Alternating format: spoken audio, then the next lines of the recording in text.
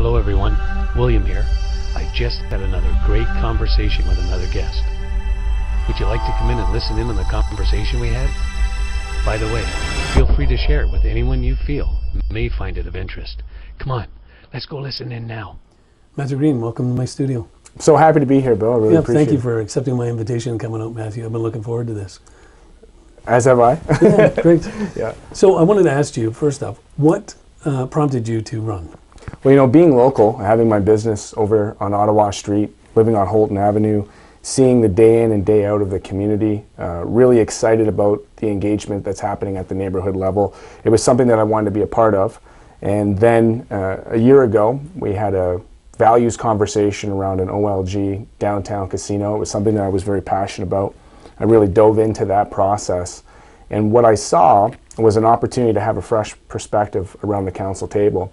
And I thought that this was a perfect time to have our neighborhood voices heard, a resident-led voice heard around the table. And so I decided that this is going to be when I was going to run for Ward 3. So a few things came together for you at one time that prompted you to take that step? Absolutely. And really, I think, you know, everybody knows all the stigmas of our neighborhood, right? Mm-hmm. They know the problems. Everybody knows the problems. Those are problems that they've been talking about for 20, 30 years.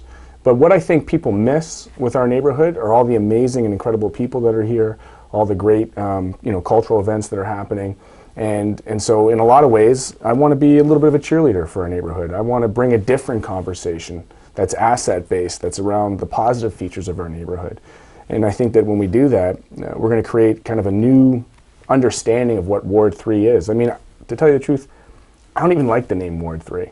You know, it sounds too institutional for me, but I really do believe we're at the center of the city. Mm-hmm. And, you know, at the provincial and federal levels, it's called Hamilton Center. And I think there's a lot to be said about that, because I think Ward 3 is to Hamilton what Hamilton is to the rest of the province. And so when we really have transformation in our inner city, we're going to see the flourishing happening around all the other wards and all the other neighborhoods. Mm-hmm. Well, you know, you bring up an interesting point which made me think for a moment. And I thought maybe a better word for ward, because we know ward is institutional, right, would be community 3. Absolutely. Yeah, but I mean, even with the numbers. That's what they are. Sure, and I think... You have to have sections, you know, just like you and I have to have a name in order to identify ourselves. Yeah. So an area would have to be numbered or named. Yeah, I mean, at provincial and federal levels, they're not mm-hmm. numbered. So, right. So I think that there's an opportunity to draw in on the historical heritage legacy of the communities. Okay. And that's one of the things that I really got connected to moving downtown and moving into my neighborhood, which is South Sherman or the St. Clair neighborhood, is that each pocket knows their community name, knows the heritage behind that. You know, we have Gibson, Lansdale, Stinson, Stipley, Crown right. Point. All right, we have all these different neighborhoods that are here that go back hundreds of years ostensibly, and people are celebrating those again. Mm-hmm. I think that's fantastic. Yeah, the schools have been, Stinson School's really been rebuilt, so that whole area is really getting upscale, more than just a facelift. It's getting something really tangible. Tangible for sure, yeah. It's amazing. I walked through that facility and I thought, wow, it's pretty cool what they can do to an older facility and still keep its look, so still keep the heritage Absolutely. Look and integrate with the new. And I think it should be noted that Mr. Stinson saw that opportunity, you know, 5 years ago, mm-hmm. 6 years ago, well before this whole downtown revitalization thing bubbled up. And I really have to hand it to the gentleman. I was driving by there in the winter when he first purchased it, and I seen this man shoveling the entire block, not just the walkway, but the entire block around that building. And I stopped. I said, that looks like Harry Stinson. And I jumped out of the car, and sure enough, you know, here's a gentleman who has enough pride and enough passion about his project that he was literally shoveling the entire block of a building that was at least 3 years away from being completed. Hmm. And it spoke to having, you know, a visionary come into a neighborhood, see the cultural heritage of the actual built infrastructure, invest tangible dollars into it, go through the rough waters, and now come out on the other end. I also believe he might have another project in the hoppers as well, which mm-hmm. should be very exciting.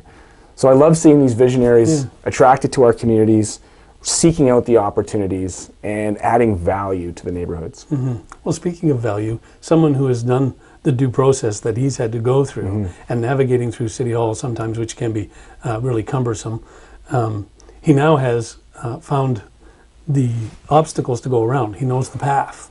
And that's invaluable to getting other projects done, because now he knows I need to do this, this, this, and this, and this to make it happen. I've spoken to several business people who have said, if you follow the protocol, the system's in place for it to be done. You just can't go ahead and open something up and expect it to run. Somewhere along the line, the city's going to come along and go, well, you didn't get this permit, you didn't get this.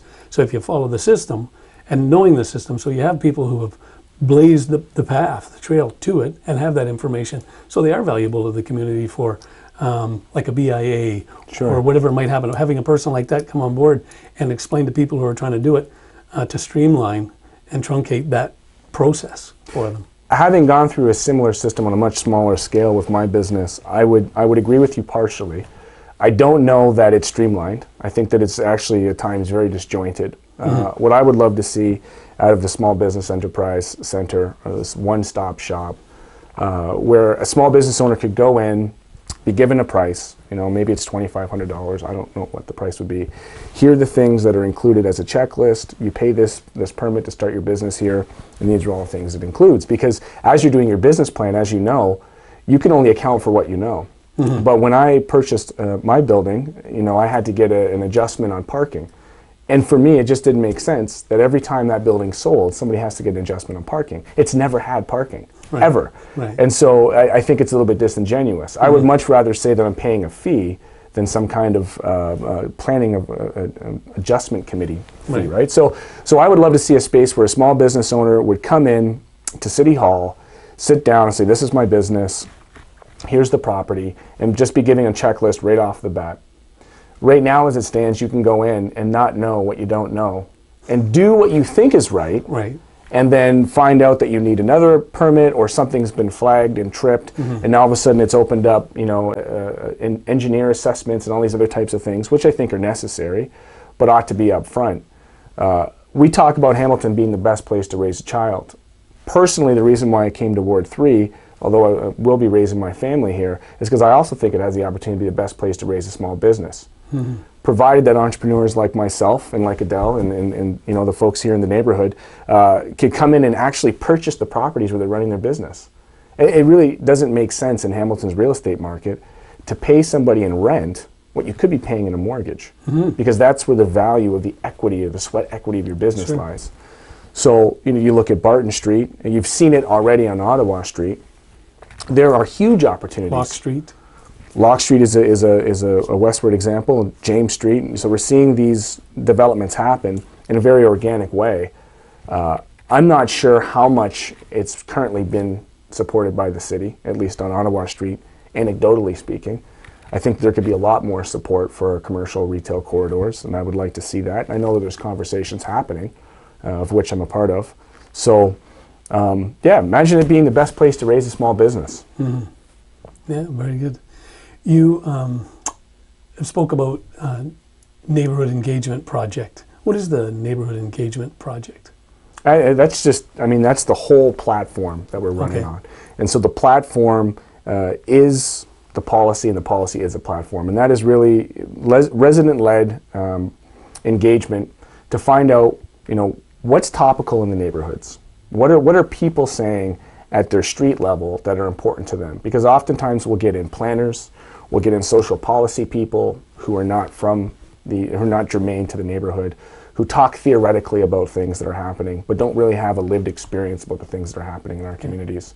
And so what this does is it takes the work that was identified through Code Red, which was a study that identified the priority neighborhoods in our city, of which Ward 3 has many, and it invested in community development work at the neighborhood level. So you saw the growth of neighborhood associations becoming hubs, a place where people can meet and design neighborhood action strategies and plans to be able to address very local concerns and challenges with local solutions.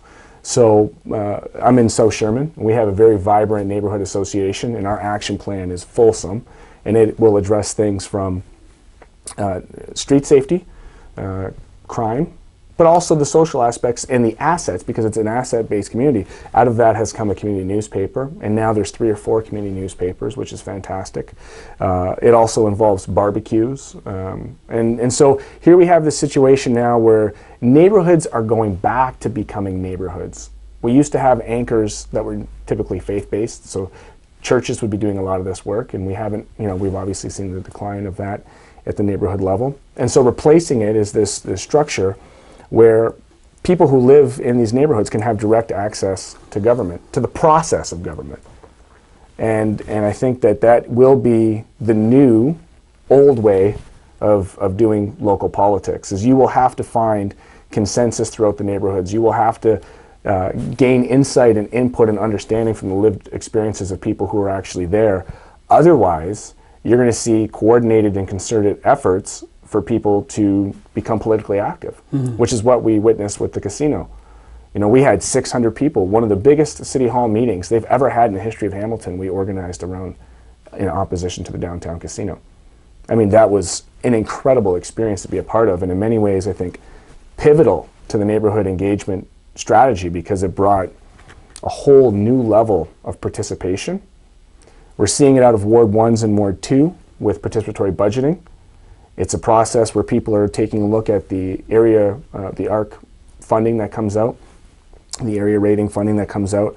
It's $1 million in capital expenses that can be budgeted in a process that asks people, where would you like to see your tax dollars invested? Keeping in mind, this is a $1 billion corporation. So it's not, and the $1 million is a very small portion of that relative to the amount of people who live in these wards. But it's a process that I think allows people to have skin in the game.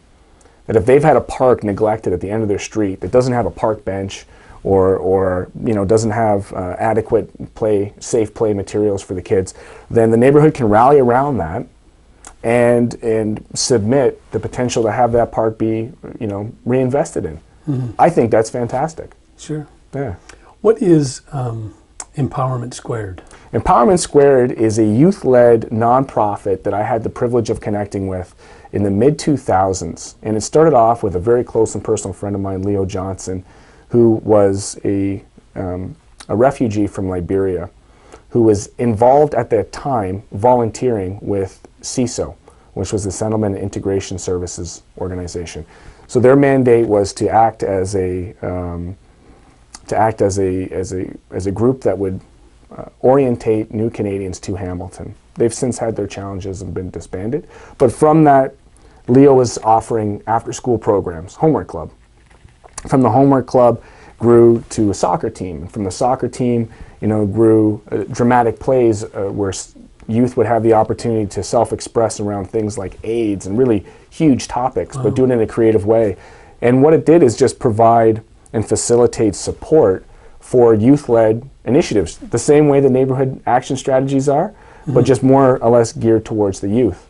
And so from that, organization has grown, a nonprofit that is offering after-school programming. That we recently, in the last 2 or 3 years, sent a team over to Arsenal, the first Canadian team ever, of about 26 youth, inner-city youth, most of whom were new Canadians, some of which did not have adequate paperwork, but we were able to facilitate them to have this experience to go over and play top-level football, soccer, Sure. right? And have an experience they never would have been able to access without the support of people like Leo Johnson, Empowerment Squared. And I'm really excited about a project that we're working on right now. It's an international development project. See, I get really excited. That's good. I get really fired up. This good. is a $2 million capital campaign project that will be the first ever learning center in Liberia, West Africa. Because, in Canada, as bad as things get, and we're hearing it from people, charity starts at home. We've already started here. But as bad as things get in Canada, we have to recognize our privilege, and we have to recognize our place of abundance. And I feel that we are in this global village, and so we ought to share opportunities with people abroad. And really, when you look at the package that we've put together around this learning center, it's a $2 million capital campaign. It's almost embarrassing how much opportunity we're going to provide for so little money in the scale of the entire country. You know, it's a country that was riddled with civil war, brutal civil war, Yeah. for 20 years. And the scarcity they have in their country, I visited a few years back, they have black markets for books. They have one book for every 27 kids. Wow. And so, yeah, Empowerment Squared is another opportunity that... truly a privilege to live in this country. Absolutely. Truly a privilege to live in this province. Truly a privilege to live in this city. Truly a privilege to live in this community. Absolutely. Really. Absolutely. I wholeheartedly agree. Yeah. Besides your own face, how do you see the future face of Ward 3? I think the future faces of Ward 3 will be many. I think you're going to see resident-led leadership pop up right across the entire community. In fact, the future face of Ward 3 was interviewed on CHCH a few weeks back when there was a group of kids that got together, delegated at City Hall about a bike park. Like, for me, that is the future face of Ward 3. You know, the future face of Ward 3 is inclusive. It's a mixed income neighborhood, right? And it's a place where everybody fits. And so I think that if we do our job right in this neighborhood engagement strategy, with events, etc. With events, with capacity building, it's not just about, you know, as one of my good friends, Steve Calverley, says, it's not just about balloons and barbecue smoke. There's some substantive issues in our community. So Steve is very philanthropic as well. He absolutely. He does an awful lot of things right. That's right. With his business, and it's a privilege knowing him as well. Oh, he's been a friend and mentor for a long time, and an anchor certainly in the Sherman neighborhood. And but there's lots. What I get excited about, there are lots of folks like Steve who are, you know, in their own neighborhoods doing work that needs to get done. Yeah, you'll always find whatever it is that you're looking for. That's right. Whether it's trash or whether it's a gym. That's right. So spend your time looking for what you want to find, and you'll find it. And it's here, truly. Absolutely. Yeah. I live by Matthew 7:7, right? Seek and ye shall find. Oh, there you go. So. Good stuff. Well, Matthew, I'm really grateful that you accepted my invitation and came out. I look to doing this again with you. I hope you'll accept that invitation as anytime, well. Bill. Absolutely. I know that you're going to be busy with your campaign and whatnot, but please reach out again. I'd love to have you back in the studio. Thank you very much. Thank you for your time. I appreciate it. You bet. Excellent.